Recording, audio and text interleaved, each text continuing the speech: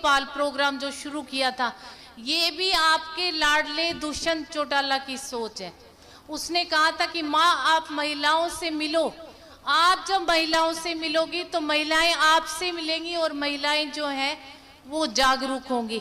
तो मुझे ये जब हमने शुरू की थी तो आप यकीन नहीं करोगे, पहली जब हमने मीटिंग ली थी तो उसमें सिर्फ 60 महिलाएं जो हैं वो हरी चुनरी की चौपाल की मीटिंग में आई थी। और पहली हरी चुनरी की चौपाल जो थी वो जागलान गांव में थी और हमारी मीटिंग में सिर्फ 300 महिलाएं आई थी। और उन 300 महिलाओं को देख के भी हम इतने खुश हुए थे कि बहुत महिलाएं आ गई।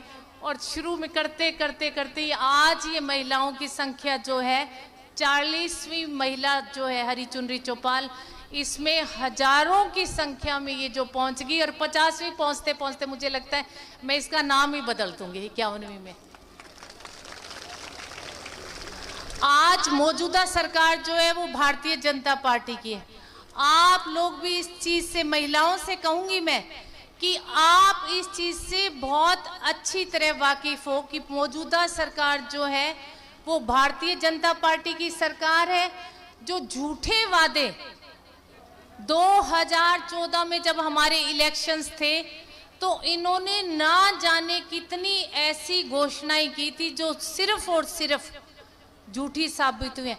उनमें महिलाओं से संबंधित बहुत योजनाएं थी इनकी, किसानों से संबंधित थी, हमारे जो नौजवान बच्चे हैं उनसे संबंधित बहुत सारे ऐसे काम थे जो इन्होंने इतने बड़े बड़े वादे किए थे कि हम महिलाओं की शिक्षा पे ध्यान देंगे, हम महिलाओं की सुरक्षा पे ध्यान देंगे, हम महिलाओं के स्वास्थ्य पे ध्यान देंगे, हम बेटियों को बचाएंगे, हम बेटियों को पढ़ाएंगे। पर आज के दिन मैं कहूंगी कि सबसे ज्यादा अगर कोई असुरक्षित है हमारे समाज में तो वो है हमारी महिला। आज के दिन अगर हम घरों से बाहर निकलते हैं तो कोई भी महिला जो है वो सुरक्षित नहीं है। इवन कि हम अगर हमारी गली में खड़े हो तो वहां भी हम लोग सुरक्षित नहीं है। पता नहीं कब कौन आ जाए और हमारी चेन हम छीन ले, हमें धक्का दे दे। तो आज हम जब हमारे दरवाजे के ऊपर सुरक्षित नहीं है तो आप ये सोचो कि जो हमारी बेटियां कॉलेज में जा रही हैं, आए दिन हमारी बच्चियों के अपहरण हो रहे हैं, आए दिन हमारी बेटियों की आबरू लूटी जा रही है, आए दिन हमारी बेटियों की जो है वो इज्जत लूटकर उनको मारकर झाड़ियों में फेंका जा रहा है। शायद कोई भी माँ बहन ऐसी नहीं होगी जो अपनी बेटियों को लेकर चिंतित नहीं है। सारी माताओं को चिंता है कि आज हम बेटियों को जब कॉलेज में भेजते हैं और वो शाम को जब घर नहीं आती तो उनको एक ही चिंता सताती है कि पता नहीं वो शाम को सही सलामत घर आएगी या नहीं आएगी। अगर हम शिक्षा की बात करें तो 4.5 साल में बीजेपी सरकार ने शिक्षा का इतना बड़ा नारा दिया था कि हम लड़कियों को, हरियाणा की लड़कियों को शिक्षित करेंगे।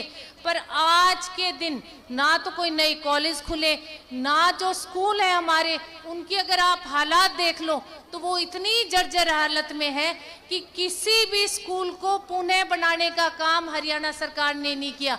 हमारे जो बच्चे हैं वो बरसात के दिनों में भी बाहर टाट पे बैठने पे मजबूर है, उनके लिए कोई ऐसी सुविधा हमारे स्कूलों में नहीं है। और ये जो मिड डे मील वर्कर्स जो आई हुई हैं, मैं उनसे कहूंगी कि मुझे आपका तो मालूम नहीं पर हरियाणा की सर्वे रिपोर्ट्स ये कहती है कि जितना भी बच्चों के लिए सरकारी स्कूलों में खाना बनता है वो सबसे जो गंदी गेहूं, गली और सड़ी गेहूं जो हरियाणा में सप्लाई होती है उसका खाना हमारे सरकारी स्कूलों में बच्चों को दिया जाता है।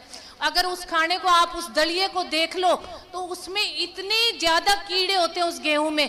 वो गेहूं जो है वो हमारे बच्चों को मिड डे मील के थ्रू दी जाती है। अगर हम बात शिक्षा की और स्वास्थ्य की करें, हमारे सरकारी हॉस्पिटल्स में जाके हम देखें तो महिलाओं के लिए अलग से कोई ऐसा काउंटर और सुविधा नहीं है कि जहां महिलाएं जाएं और अपना इलाज करके समय से घर वापस आ जाएं। आज भी महिलाएं सुबह से लेकर शाम तक वहीं थानों में खड़ी रहती हैं, वहीं हॉस्पिटल्स में खड़ी रहती हैं। तो सारी चीजों का निचोड़ जो है वो आपके पास आज के दिन एक ही है कि आपकी अपनी नई पार्टी बनी है, जननायक जनता पार्टी। इसको बने हुए 3 महीने हुए और 3 महीनों के अंदर इतनी ज्यादा संख्या में हरियाणा में पार्टी से इतने ज्यादा बड़े बड़े लोग इतने कर्मठ कार्यकर्ता जुड़े हैं कि जो दूसरी पार्टियां, चाहे वो बीजेपी ले लो, चाहे वो कांग्रेस ले लो, तीसरी पार्टी के लिए मैं कहूंगी कि उनका दरवाजा तो मुझे लगता है हाल घड़ी तो बंद होता हुआ ही दिख रहा है। तो ये जो दो पार्टियां हैं, ये जो दो पार्टियां हैं, इनके एवरेज अगर आप जननायक जनता पार्टी को उठाकर देखो तो हम लोग जो है आज के दिन इनसे एक पायदान ऊपर है, एक पायदान नीचे नहीं है। तो आपको जो है जितनी महिलाएं आई हुई हैं, मैं उनसे कहूंगी कि जैसे एक बूथ और 10 यूथ हमारे युवाओं ने प्रोग्राम शुरू कर रखा है, उसकी तरह एक महिला जो है वो 10 महिलाओं को जोड़ने का काम करो, संगठन को मजबूत करो, क्योंकि संगठन मजबूत होगा तो आपकी पार्टी मजबूत होगी, और पार्टी जब मजबूत होगी तो 12 मई को जो लोकसभा का इलेक्शन है, आपको जो भी कैंडिडेट दिया जाए उसको मेरी माता और बहनों से मैं कहूंगी कि मेरे पिता तुल्य बुजुर्ग भी बैठे हैं भारी संख्या में, उनसे मैं कहूंगी कि यहाँ से जो दिल्ली है वो सबसे पास है, उसको सांसद बनाकर आप लोग दिल्ली भेजने का काम करो। अभी मेरी एक माँ मेरे से मिली थी, वो कह रही थी कि यहाँ के गांव का पानी जो है वो बहुत ज्यादा कड़वा है। तो मैं उनसे कहूंगी कि ये पानी की समस्या जो है, महिलाओं की रोजगार, बच्चों के रोजगार की समस्या जो है, हमारे किसानों की समस्या है। आज के दिन किसानों ने सबसे ज्यादा धरना दिया है, चाहे वो स्वामीनाथन रिपोर्ट को लेकर हो, चाहे वो फसल बीमा को लेकर हो। आज हमारा बीज भी नकली, हमारी खाद भी निकली। जो हमारे बेरोजगार बच्चे, हर घर में एक माँ के पास, मैं एक नहीं कहूंगी, मैं 4-4 बच्चे जो वो एक घर में बेरोजगार घूम रहे। तो 2019 में जब आपकी जननायक जनता पार्टी की सरकार आएगी, आपका अपना मुख्यमंत्री होगा, तो मैं सबसे पहले माता और बहनों से कहूंगी कि आपको कहीं जाने की जरूरत नहीं, आपका वकील मैं होंगी, आप लोगों के साथ मैं खड़ी आप लोगों को मिलूंगी। बहुत सारे आप लोगों के काम ऐसे हैं, मैंने आप लोगों को बहुत पास से जांचा इतने साल से महिलाओं को, कि महिलाएं आती हैं पर्ची लेकर और बहुत देर तक बाहर खड़ी होकर बहुत सारी महिलाएं बिना मिले चली जाती हैं, उनके काम नहीं होते। तो इसके लिए मैं आप लोगों से कहूंगी कि आप लोगों के साथ आपका वकील बनकर मैं खड़ी होंगी, आप लोगों के काम मैं करवाऊंगी, चाहे वो पानी की समस्या हो, चाहे वो आपके बच्चों के रोजगार का साधन हो, चाहे वो आपकी बिजली की समस्या हो, और बहुत सारे हमारे जो घरेलू काम है उनमें इतनी ज्यादा दिक्कतें हैं जो हम माता और बहनों को आती हैं, वो सब करवाने का काम मैं करूंगी। अब आप लोगों की ड्यूटी बनती है कि 22 मई को जो लोकसभा का इलेक्शन, 12 मई को जो लोकसभा का इलेक्शन है, हमारा पार्टी का चुनाव चिन्ह जो है वो चप्पल है। आप माता और बहनों को पता है हमारा पार्टी का चुनाव चिन्ह क्या है? चप्पल। तो आप इस चप्पल के निशान को चप्पे चप्पे पर पहुंचा दो, हर आदमी और माता और बहनों के बताने का काम करो कि पार्टी का जो चुनाव चिन्ह है वो चप्पल है। 12 मई को इस चप्पल पर मोहर लगाने का काम करना। मैं आपसे वोट मांगने के लिए आई हूँ, मैं आपसे वोट की अपील करने आई हूँ, मैं आपसे आपकी राय और सहमति मांगने आई हूँ, मैं आपका सहयोग मांगने आई हूँ, मैं आपसे बहुत मन से ये कहने आई हूँ कि जो भी उम्मीदवार आप लोगों को मिले उसको जिताने का काम करना, और भारी संख्या में 12 मई को घर से निकलकर सुबह अच्छे गीत गाते हुए जाकर और चप्पल के निशान पर मोहर लगाकर सांसद बनाने का काम करना। क्योंकि बहुत सारे काम जो है वो सांसद निधि कोटे से भी हम कर सकते हैं। जैसे ये पानी का काम था, हम 6800 गांव में जननायक जनता पार्टी की सरकार आने पे आरओ सिस्टम लगाएंगे, उनमें आप लोगों के गांव भी शामिल करेंगे, क्योंकि यहाँ पानी के पीने की मुझे लगता है सबसे ज्यादा समस्या है पलवल हलके में।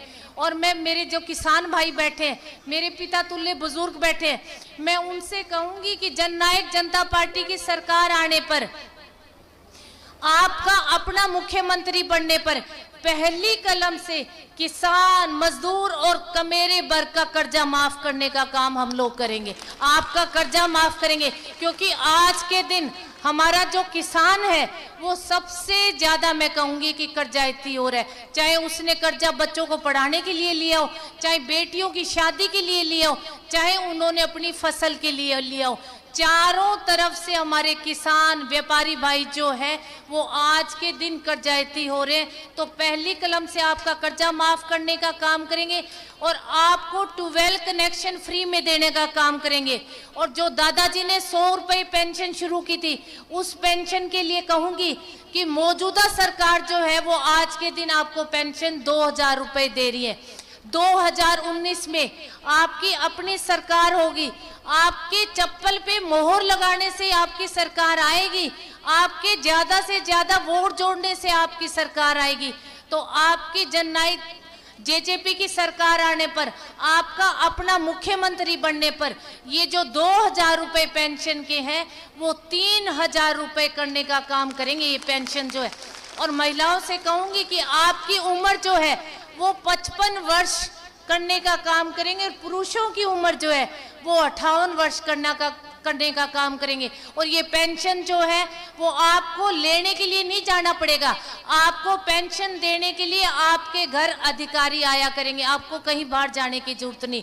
और जो हमारे कर्मचारी है, जो पुरानी पेंशन स्कीम जो थी वो हमारी बंद कर दी गई है कर्मचारियों के, जेजेपी सरकार आने पर पुनः पेंशन स्कीम लागू की जाएगी ताकि ये पेंशन जो है वो कर्मचारियों को पुनः मिल सके।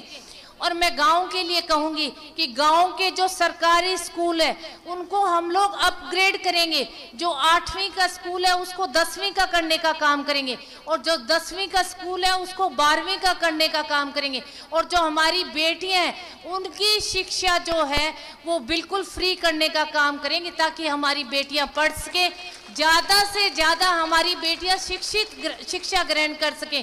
क्योंकि जब मैं केरला को देखती हूँ ना तो केरला में हर नारी जो है वो शिक्षित है। तो हम लोग भी शिक्षित हरियाणा, सुरक्षित हरियाणा करने का काम करेंगे।